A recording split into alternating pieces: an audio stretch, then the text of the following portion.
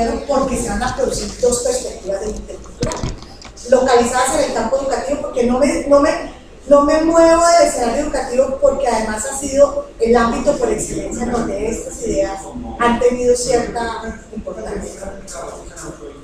Así que ahí tenemos los antecedentes de la política cultural.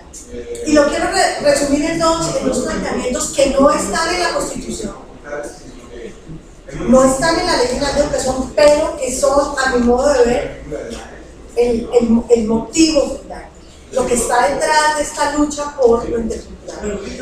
El derecho a una educación no racista y el derecho a una educación no discriminada. Eso es lo que está en la Constitución. Por supuesto, creo que esa metáfora me permite sostener la idea de por qué aquí lo intercultural es un asunto de política cultural de los movimientos, digamos, de exigencia de un derecho que es muy interesante. Cuando uno lee todos los bloques de los derechos internacionales, el reconocimiento liberal es este: todo niño y toda niña, independientemente de género, raza, bla, bla, bla, bla, bla, bla, bla, bla, tiene derecho a una educación y tiene derecho a que no se le discrimine. Entonces es muy interesante porque desde la perspectiva liberal a mí me reconocen que yo tengo el derecho a que no me discrimine. Desde la perspectiva que yo estoy planteando de la interculturalidad como política cultural, lo que se está planteando o lo que se intenta hacer es el derecho a una educación no discriminadora. Es decir, yo no estoy pidiendo que no me discriminen a mí, yo lo que estoy pidiendo es que en la educación de este país se enseñe la historia como es, se dignifique a los pueblos originarios, se dignifique a los pueblos afrodescendientes, y es distinto. Desde el punto de vista, digamos, normativo, es distinto reclamar un derecho o plantear un derecho, digamos, que opera sobre el sujeto, a plantear un derecho que es el derecho de una sociedad, el derecho a una educación no racista. Yo no estoy diciendo que no sea racista por un niño, yo le estoy diciendo a la maestra: eduque para que aquí nadie sea racista, y eso es un asunto totalmente distinto, digamos. Entonces ahí tenemos un antecedente, y ese derecho implica tres elementos que son muy importantes en la historia de los movimientos técnicos y políticos. El derecho a no ser estereotipado, y eso tiene que ver claramente con un saber escolar dignificante y reparable. Es decir, aquí hay una pelea con los manuales, los textos escolares, no más estereotipos, no más saberes que vuelven indigna la historia de los pueblos originarios, indigna la historia de la conquista, indigna la historia de vencedores y vencidos, etcétera, etcétera. Y en ese sentido se habla de saberes escolares reparadores, que se requiere hacer reparación epistémica. Esto no es solamente un tema de actos simbólicos cada 12 de octubre, se trata de hacer actos de reparación, de hacer público y explícito el reconocimiento a las invisibilidades, a las negaciones, a los estereotipos que se han producido, pero también, que creo que es muy interesante, sobre todo en el caso de las poblaciones afrodescendientes, nombrar las cosas como deben ser nombradas en función de la reparación. Es decir, no es un tema menor, no es hablar de esclavizados, es hablar de esclavización, es hablar de emancipaciones, es hablar de agendas de libertad.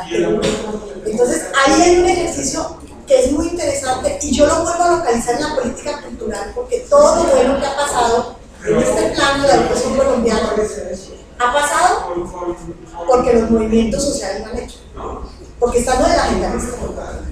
Entonces, ahí creo, digamos, que logramos reconocer que eso de lo intercultural tiene que ver con un asunto que es muy interesante, y la condición histórica de quien produce el discurso de la interculturalidad. Estamos hablando de sujetos históricos que producen un discurso sobre lo intercultural en su conciencia crítica de su alternización histórica, pero también en su conciencia crítica del derecho a que eso pueda ser revertido, que es lo que creo que es muy interesante. Luego viene el segundo plano, que es más corto porque me apasiona menos, entonces además es tremendamente árido, y es que en la política educativa nacional colombiana, es decir, en la construcción, normativa y formalizada de las reglas del juego, de cómo se educa en nuestro país, después de que se reconoció como una nación multicultural, pluriétnica, laica, Estado social de derecho, y que además reconoció que la educación es un derecho fundamental, porque eso no lo teníamos en nuestra Constitución. Va a plantear una tesis que es muy interesante, y es la interculturalidad de los otros. Entonces, en el conjunto de la normativa, en el conjunto de lo que se va a producir desde el bloque constitucional y todas sus consecuencias en la formulación de la Ley General de Educación y toda la reglamentación para el caso indígena y afrodescendiente. Y quiero señalar aquí que en Colombia lo étnico incluye una situación que es distinta al resto del continente, y es, bajo la categoría de lo étnico están 87 pueblos originarios, pueblos afrodescendientes, raizales, palenqueros y comunidades negras, y el pueblo gitano. El pueblo gitano. Que digamos, eso fue un debate porque los sirio-libaneses, que están también desde principios del siglo XX, nosotros también entraríamos.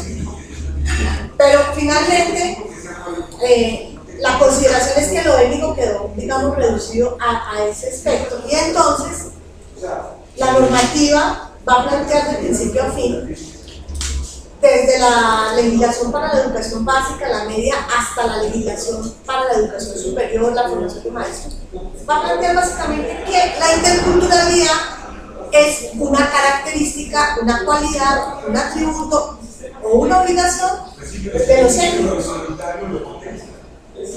En Colombia nadie más tiene por qué ni ser intercultural ni recibir educación intercultural, porque los interculturales son esos otros, indígenas, afro, raizales, palenqueros, comunidades negras. Entonces es muy interesante porque lo que se va a producir en materia normativa, que nos diferencia con otros países, como por ejemplo Guatemala, que se habla de interculturalidad para todos, es que en el caso colombiano es muy interesante. Entonces, los únicos maestros que tienen que formarse para la interculturalidad en nuestro país son los maestros que se forman en licenciaturas que se denominan etnoeducación. Y ahí voy a hacer un paréntesis obligado.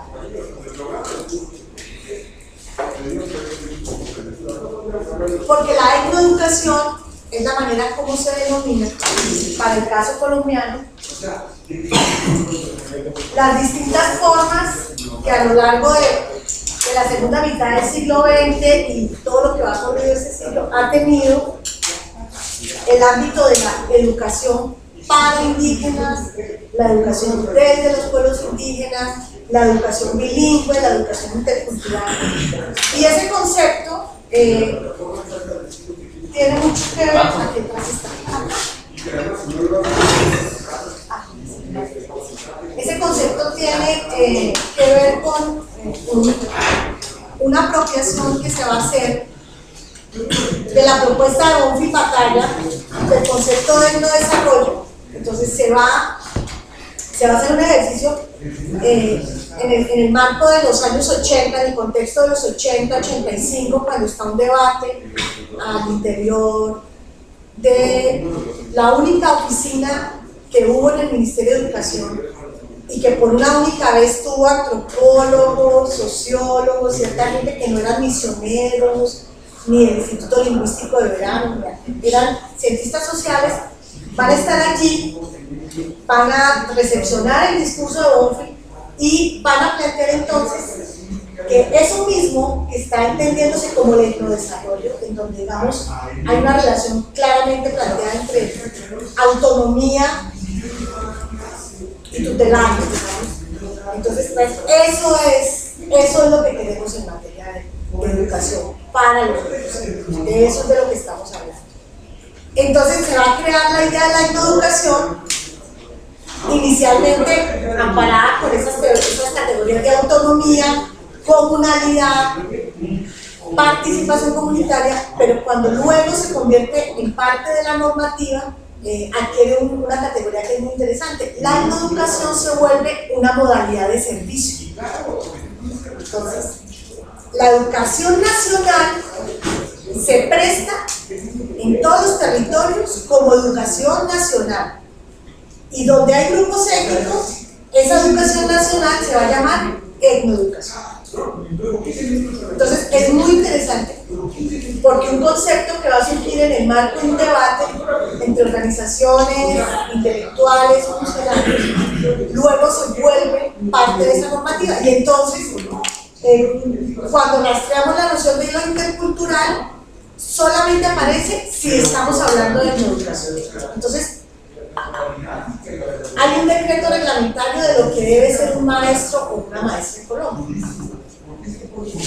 Integrar, reconocer la perspectiva de género, respetuoso de los derechos de los minoritarios, los adolescentes de los colectivos. Si ese maestro es etnoeducador, ese maestro debe ser intercultural. Pero si no es etnoeducador, no tiene nada que ver con intercultural. Entonces, de principio a fin, la política educativa nacional va a construir una idea de la interculturalidad de los otros. Y eso, digamos, nos tiene metidos en muchos problemas muy concretos. Porque cuando la guerra expulsa a un promedio de 8 o 9 familias cada mes de una región como la costa pacífica, de poblaciones que son seminómadas, que viven en selvas húmedas, que son pueblos del agua, que hablan 2 y 3 lenguas indígenas, y esas familias terminan en Cali, y esas niñas y esos niños terminan en el aula regular, y entonces el Estado le dice: usted era intercultural allá con su comunidad y su educación. Y usted aquí está en una cultura mayoritaria, entonces intégrese y aprenda. Y entonces el tema de lo intercultural, y es muy interesante porque además los indicadores del conflicto armado son realmente dramáticos. Estamos hablando, por ejemplo, en Bogotá. Ahora les voy a contar rápidamente. En Bogotá se tuvieron que crear 14 centros de pensamiento indígena para atender a niños y niñas entre los 3 meses de nacidos y los 5 años, porque la cosa es así de concreta. Los niños se estaban enfermando, los niños estaban entrando en unos estados tremendos de desnutrición, porque, digamos, por ahí pasan muchas cosas. No es solamente el problema de quién pinta el mapa, es qué se come, qué se habla, qué se juega, qué se canta. Y resulta que estos chicos en situación de desplazamiento en las ciudades la pasan terriblemente mal. Los niños afro, por supuesto, les va peor porque el niño negro pierde el nombre, entonces se llama el negrito, el chocorramo, el choco crispy. Es el niñito que a los 2 meses está deprimido, es el niño que baja de peso, es el niño que no quiere ser negro, la niña que quiere tener el cabello liso y llora y odia a su mamá porque dice: yo no quiero ser negra, porque aquí todo el mundo dice que ser negra es feo, ser malo. Estamos hablando de ese otro lado que la interculturalidad de esta política no ha podido pensar. En un país, solo para darles un dato, en donde Santa Fe de Bogotá y Popayán, en el siglo XVII, tenía más gente negra africana que criollos blancos. Y hoy Bogotá dice: ¿y aquí por qué hay negros? Y Bogotá le dice a uno: ¿por qué, profe, usted nos viene a pedir que incorporemos los negros si es que los negros no son de Bogotá? Entonces, esa perspectiva de una política educativa nacional que define que lo intercultural es para los que hacen educación ha complejizado mucho. Y por supuesto, la resistencia de los docentes y el magisterio a estos debates en las ciudades, porque hoy el drama está en la ciudad, es absolutamente fuerte. Entonces el maestro se pega de la ley y le dice: mire, es que a mí, esta ley a mí no me obliga a nada de eso que usted dice. Si quieren todo eso, que se devuelvan para sus pueblos. Porque es que aquí en la ciudad lo que tenemos que hacer es educación nacional. Y lo que ellos quieren es una cosa que se llama eso de los tipos étnicos. La política agudizada, lo que nosotros denominamos